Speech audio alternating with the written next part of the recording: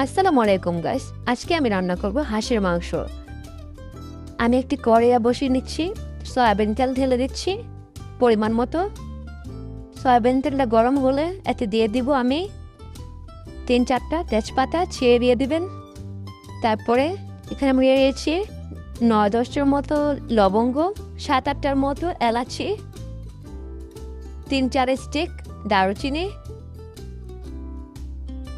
তারপরে এগুলোকে একটু নেড়ে চেড়ে একটু হালকা ভেজে নিব। এখন দিয়ে দিচ্ছি আমি এখানে পেঁয়াজ কুচি পরিমাণ মতো। এখানে হাঁসের উপর ডিপেন্ড করে আপনি কতটুকু পেঁয়াজ দেবেন। পেঁয়াজটা একটু বেশি দিলে একটু গ্রেভিটা একটু ঘন হয়। তো এগুলোকে এখন একটু ভেজে নিতে হবে হালকা। তো আমি এখানে ভেজে নিচ্ছি।